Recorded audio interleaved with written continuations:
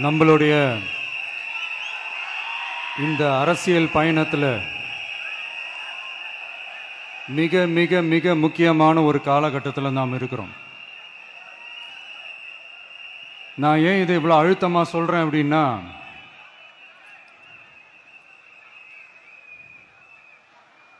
ஏதோ அழுத்தம் இருக்குமோன்னு நினைக்கிறீங்களோ?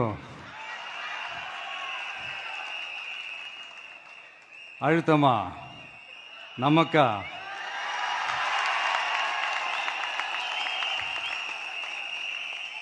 இந்த அழுத்தத்துக்கெல்லாம் அடங்கி போற ஆளா இந்த ஆளு?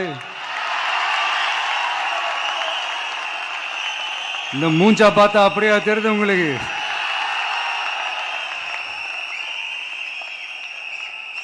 அதனால அப்படியெல்லாம் நடக்காது. அதுவும் முக்கியமா நம்ம கிட்ட அதெல்லாம் நடக்கவே நடக்காது. ஆனா அழுத்தம் இருக்குதான்னு கேட்டீங்கன்னா இருக்குது. அது நான் இல்லைன்னு சொல்ல வரல. நமக்கு இல்ல, மக்களுக்கு. தமிழ்நாட்டை இதுக்கு முன்னாடி ஆண்டவங்களும் சரி பாஜகவுக்கு அடிமையா தான் இருந்திருக்கிறாங்க. ஸோ அவங்கள நம்பியும் ஒரு பிரயோஜனமும் இல்லை. இப்ப ஆண்டுகிட்டு இருக்கிற இந்த திமுக அரசாச்சும் நமக்கு ஏதாவது செய்வாங்கன்னு பார்த்தா இவங்களும் அவங்கள மாதிரியே தான். இன்னும் சொல்ல போனா ஒரு படி மேல, இன்னும் மோசம். அவங்களாச்சும் நேரடியா சரண்டர் ஆகி இருப்பாங்க, இவங்க மறைமுகமா சரண்டர் ஆகி இருக்கிறாங்க. அவ்வளவுதான் வித்தியாசம். அதனால நீங்க பாத்தீங்கன்னா அவங்களோட அந்த வேஷம் கலைஞ்சிடக்கூடாதுன்றதுக்காக இந்த கலர் கலரா கவர்ச்சிகரமான இந்த அறிவிப்புகள்லாம் வெளியிடுறாங்க. நோட்டீஸ் பண்ணியிருப்பீங்கன்னு நினைக்கிறேன்.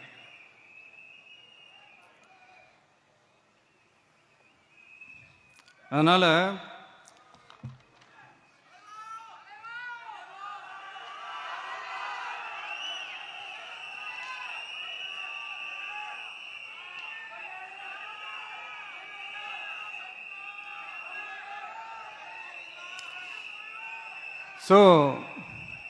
இவங்க எல்லாரும் இப்படியே இருக்கிறாங்களே, நமக்காக உண்மையா உழைக்கிறதுக்கு யாராச்சும் வந்துட மாட்டாங்களா அப்படின்னு மக்கள் ஒரு விதமான அதை வெளியில சொல்ல முடியாத ஒரு அழுத்தத்தில் இருக்கிற நேரம் இது.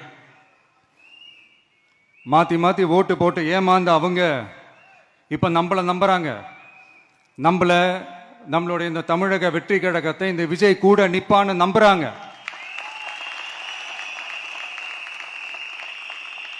நம்மள நம்புறவங்களுக்காக நாம நம்பிக்கையோடு இருக்கணும்ல. அப்படின்னா இது முக்கியமான, மிக மிக மிக முக்கியமான ஒரு காலகட்டம் தானே. அதனாலதான் அவ்வளவு அழுத்தமா நான் சொன்னேன். இந்த தேர்தல், இந்த கூட்டணி, இதெல்லாம் பத்தி நிறைய இந்த ஹேஷியங்கள் ஜோஷியங்கள் எல்லாம் நடந்துகிட்டு இருக்கு இல்லையா?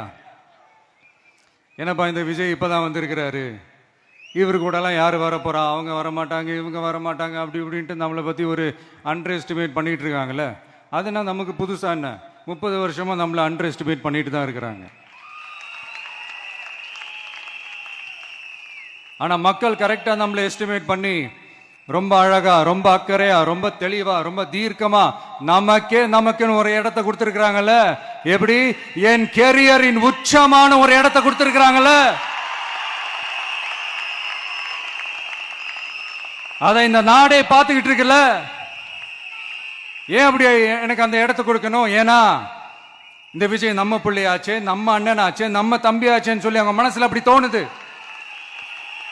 அதனாலதான் நமக்கு அப்படி ஒரு இடத்தை கொடுத்து உள்ளன்போடு அள்ளி நம்மளை அரவணைச்சுக்கிட்டு இருக்கிறாங்க.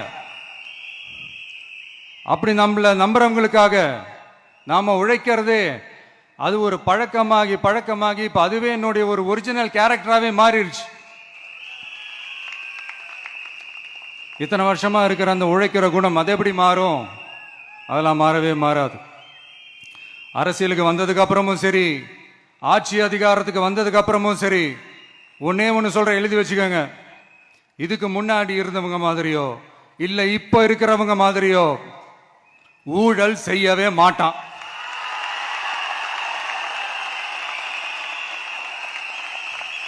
ஒரு பைசா தொட மாட்டான். எனக்கு அது அவசியமே இல்லை. புரிஞ்சுங்களா உங்களுக்கு? எனக்கு அதை தொட வேண்டிய அவசியமே இல்லை.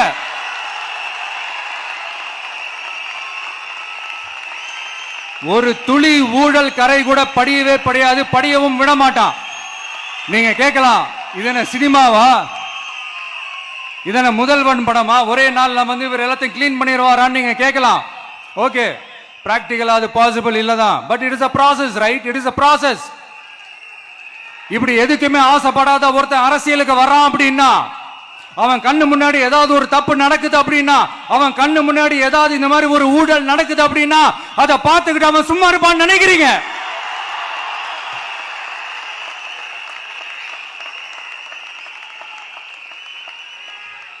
அதனால இந்த தீய சக்தியா இருக்கட்டும், இந்த ஊழல் சக்தியா இருக்கட்டும், ரெண்டு பேரும் தமிழ்நாட்டை ஆண்டவை கூடாது. அப்படிப்பட்ட இந்த கட்சிகளை உண்மையா தில்லா எதிர்க்கிற அந்த கட்ஸும் கெத்தும் நம்ம கிட்ட மட்டும்தான் இருக்கு.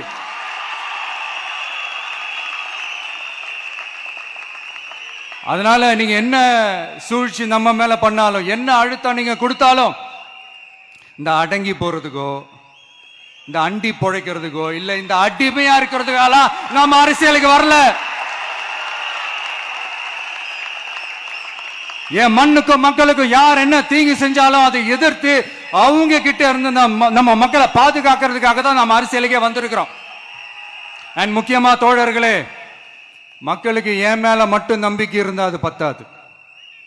என் கூட டிராவல் பண்ற என்னோட எல்லா தோழர்கள்கிட்ட அந்த நம்பிக்கை வரணும்.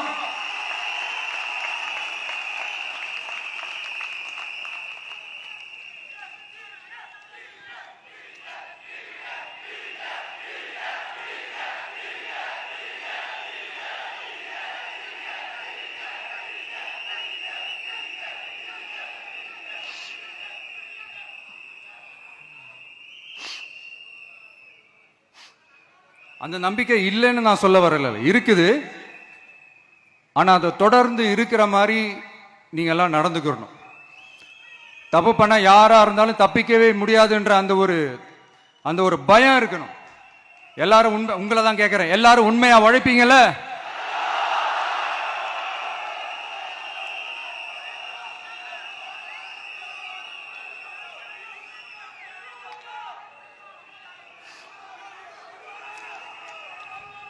யாருக்காகவும் எதுக்காகவும் நம்மளோட அரசியல காம்ப்ரமைஸ் பண்ணிக்கவே கூடாது. செய்வீங்கல்ல?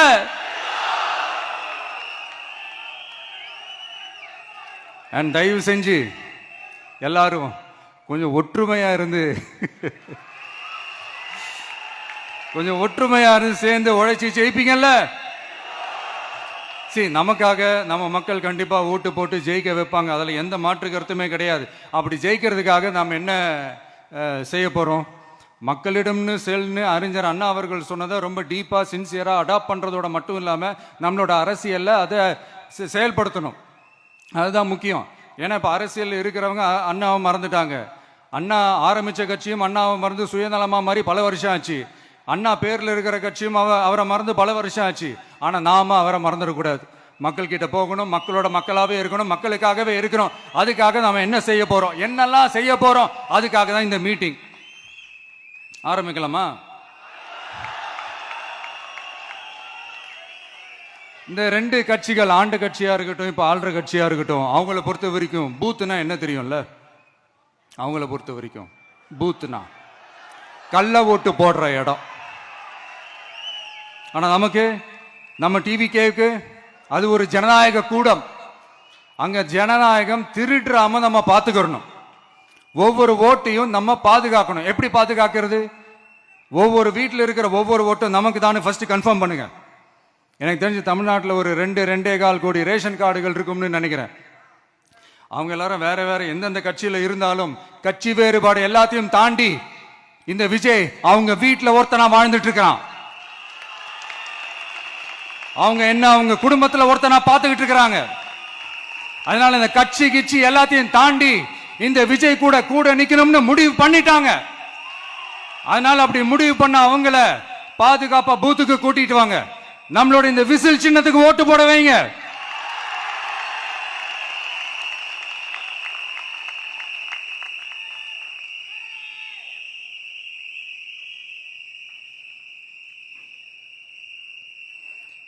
ஒன்றியம், நகரம், பேரூர், பகுதி, கிளைன்னு இங்க வந்திருக்கிற நம்மள எல்லார் நிர்வாகிகளும் தான் நம்ம கட்சியினுடைய ஆணி வேர். நீங்க எல்லாரும் சுதந்திரமா செயல்படணும், சுதந்திரமா செயல்பட விடணும்.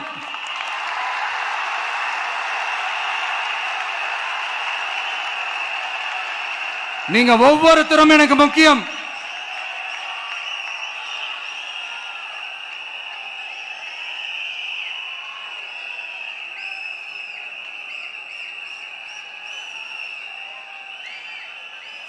நீங்க தான் நம்மளுடைய இந்த BLAs பூத் லெவல் ஏஜென்ட்ஸோட களத்தில் நின்று வேலை பார்க்க போற ஃப்ரண்ட் லைன் வாரியர்ஸ்.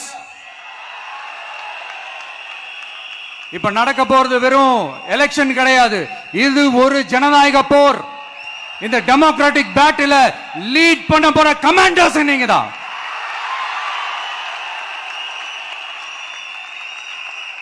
நான் ஏன் இது எவ்வளவு ஸ்ட்ரெஸ் பண்ணி சொல்றேன் அப்படின்னா, இந்த தீய சக்தி எப்படி, இந்த தீய சக்தியோட தில்லு முள்ளுலாம் உங்களுக்கே நல்லா தெரியும். முழிச்சிட்டு இருக்கும் போது முழியை தோண்டி எடுத்துட்டு போற கூட்டம். அதனால கொஞ்சம் ஜாக்கிரதையா இருக்கணும். நம்ம எலெக்ஷனுக்கு இன்னும் 3 மாசம் தான் இருக்குது, அவ்வளவு கூட இல்லைன்னு நினைக்கிறேன். இந்த 3 மாசத்துல நீங்க செய்ய போற அந்த களப்பணியில தான் நம்மளுடைய வெற்றியே இருக்குது. உங்களுக்கு இந்த விஜய் பிடிக்கும்ன்றது உண்மைனா, சத்தியம்னா, உங்களோட உழைப்புல அதை காட்டுங்க. அப்புறம் நாங்க அறிவிக்க போற வேட்பாளர்களுக்கு நீங்க உங்களுடைய முழு ஒத்துழைப்பை நீங்க கொடுக்கணும். கொடுப்பீங்க தானே?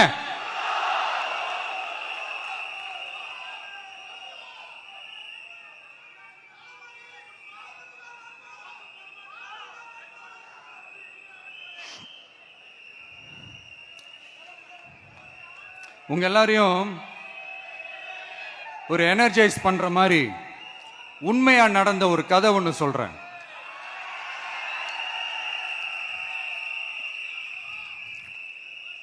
சொந்த நாட்டையே ஒரு கூட்டம் அபகரிக்குது. சொந்த நாட்டிலேயே இருக்க முடியாத அளவுக்கு ஒரு நெருக்கடி ஏற்படுது. ஸோ வேற வழி இல்லாம அந்த நாட்டை விட்டே வெளியே போய் வேற ஒரு இடத்துக்கு போய் காடு மலை அப்படி இப்படின்னு சுத்தி மறைஞ்சு வாழ வேண்டிய ஒரு சூழ்நிலை ஏற்படுது.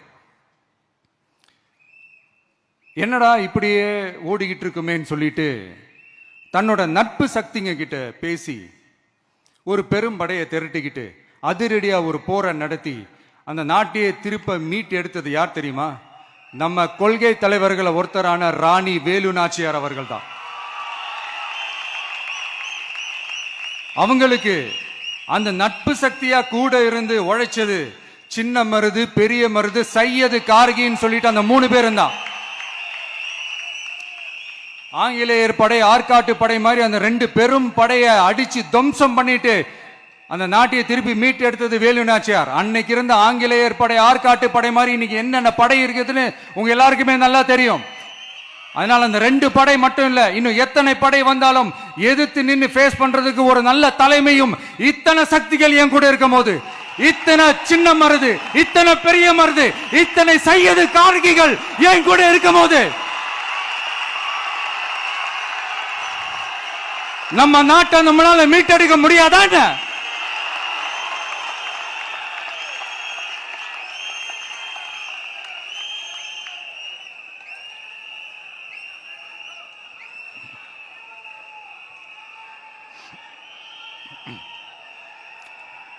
அதுவும் இந்த படை, நம்மளுடைய இந்த TVK படை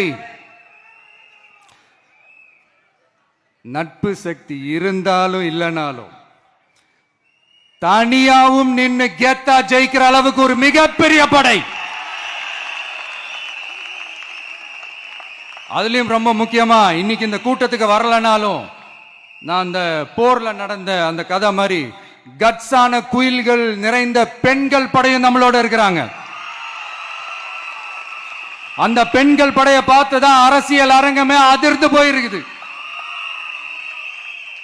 அதனால எல்லாரும் ஒரு நிமிஷம் எனக்காக எந்திரிச்சு நில்லுங்களேன் ப்ளீஸ். நான் சொல்றதை கொஞ்சம் ரிப்பீட் பண்ணுங்க. இந்த 2026 சட்டமன்ற தேர்தல்ல நாம எல்லாரும் உண்மையாக உழைப்போம், சத்தியமாக உழைப்போம், உறுதியாக உழைப்போம், ஒற்றுமையாக உழைப்போம். தேங்க்யூ. Please sit down.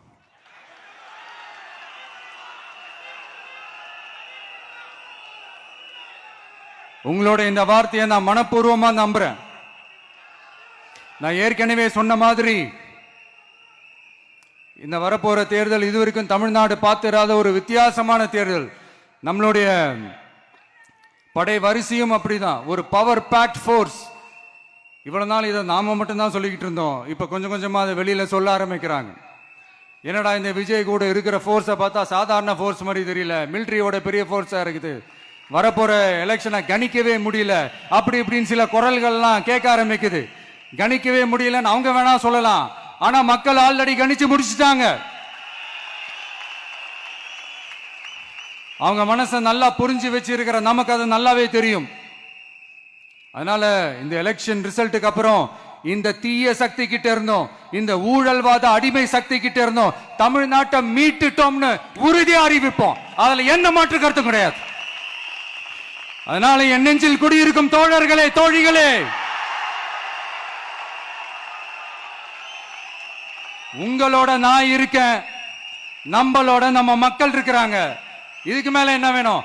கான்பிடண்டா இருங்க, நல்லதே நடக்கும், வெற்றி நிச்சயம். மீண்டும் சந்திக்கும் வரை நன்றி, வணக்கம். தமிழக வெற்றி கழகத்தின் வெற்றி தலைவர், தர்மத்தாயின் தவ புதல்வன் தலைவரின் பொற்கரங்களால் ப்ளீஸ் சார், ப்ளீஸ் சார்.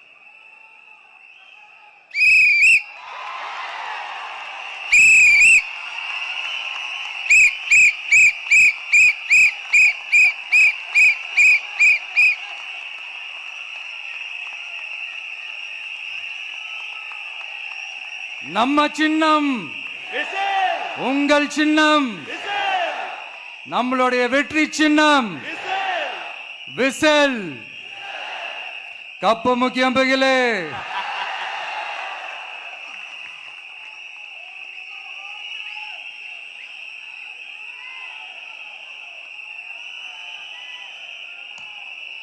நம்முடைய வெற்றி சின்னத்தை வரலாறு படைக்க போகிற தமிழக வெற்றி கழகத்தின் சின்னத்தை வெற்றி தலைவர் அவர்கள் இப்போது உங்கள் முன்னால்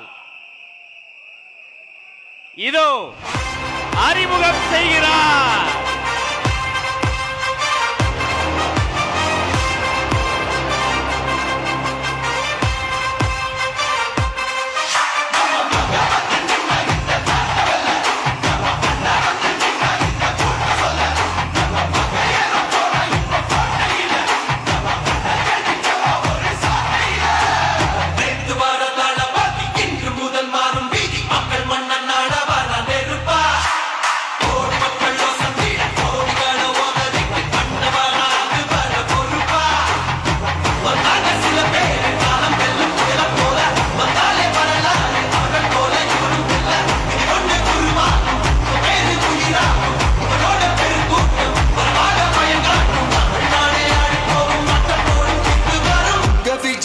விஜய் உயிரென்ன வரனா,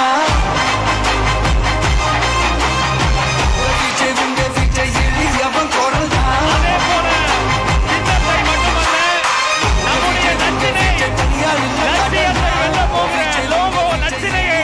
வெற்றி தலைவர் இதோ அறிமுகம் செய்கிறார். வீட்டுக்கு வீடு, வீதிக்கு வீதி, ஊர் முழுக்க உலகம் முழுக்க புதிய சரித்திரம் படைக்க போகிற தமிழக வெற்றி கழகத்தினுடைய தேர்தல் பரப்புரை லட்சினை வெற்றி சின்னம் விசையோடு இதோ.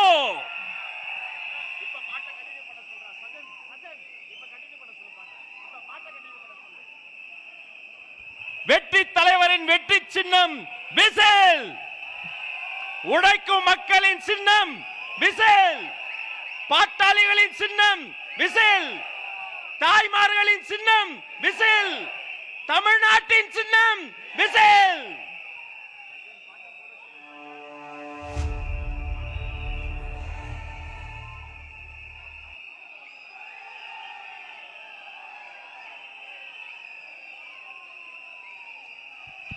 இந்த லோகோ லட்சணையை ஆதாரமாக கொண்டு வீட்டுக்கு வீடு நம்முடைய கேம்பெயின் பரப்புரை துவங்குகிறது என்பதை நெஞ்சார்ந்த மகிழ்ச்சியோடு உங்களோடு பகிர்ந்து கொள்கிறோம்.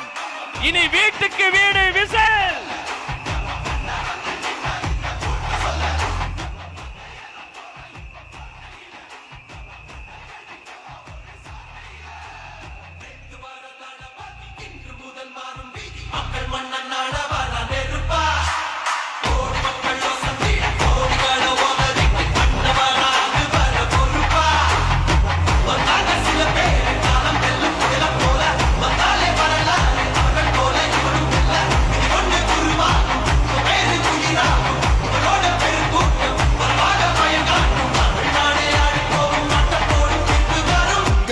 உங்க விஜய் உயிர் என்ன வரனா